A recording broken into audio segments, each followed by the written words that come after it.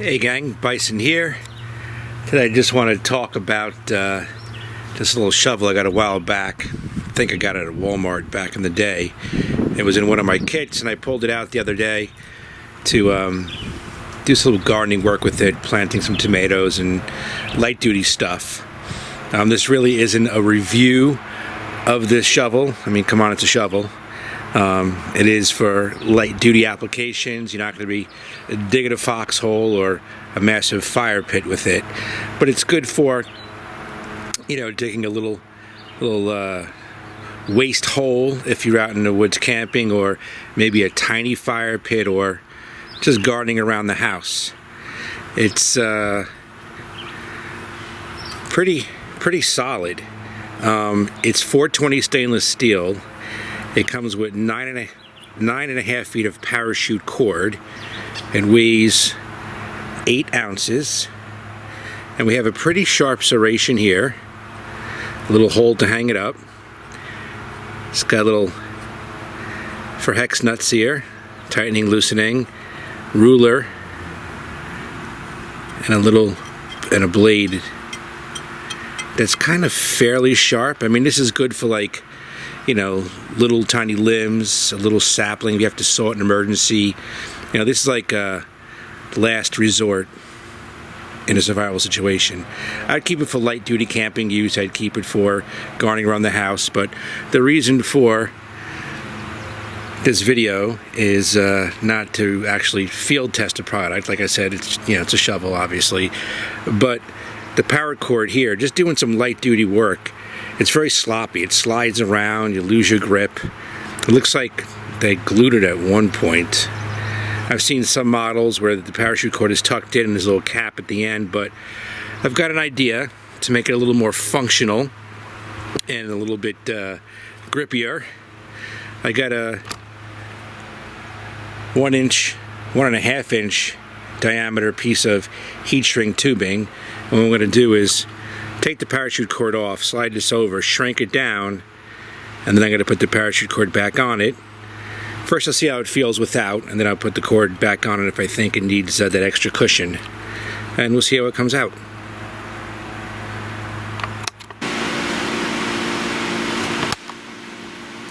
Alright, so let's slide it on. Parachute cord is removed till about, I didn't get it, probably just split the difference here. Got this piece that just kind of worked out to fit. It's so funny. Out of all the stuff I've had, that worked out, you know. And I'm glad, because don't need to go out and waste money on something silly. Let's fire up the heat gun.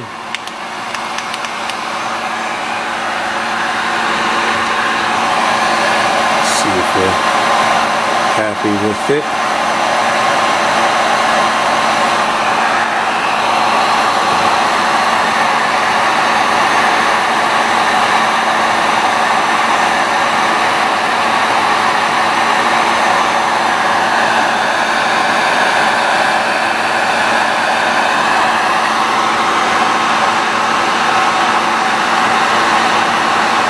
Pretty thick. This one will take a little time.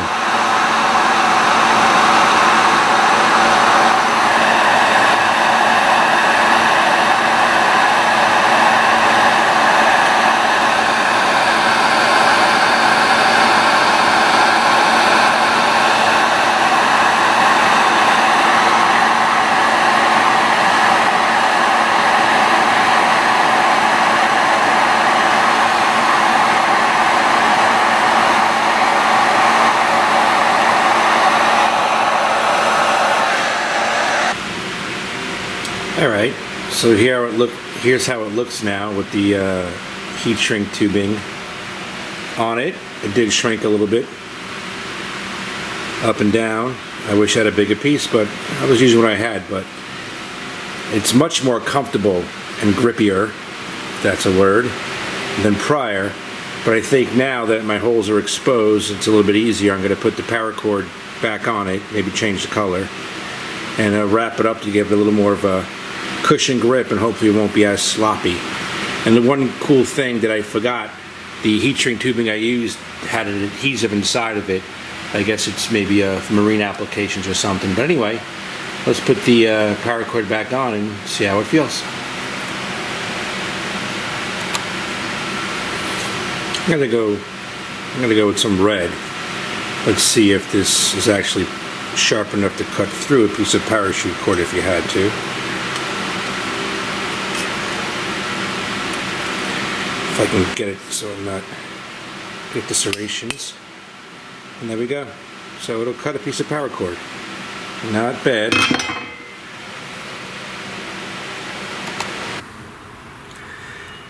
Alright gang, so there we have it. We have a heat shrink tubing installed, and I rewrapped it with some red parachute cord in case we drop it at night. We can see it. Very, very nice grip now. There's no play at all in the parachute cord. And we're ready for some action. Alright, if anybody has one that did something similar or different, let me know. There we have it. Little modification to the REDCAMP camping trowel, shovel, etc. Alright gang, thanks for watching. Bison out.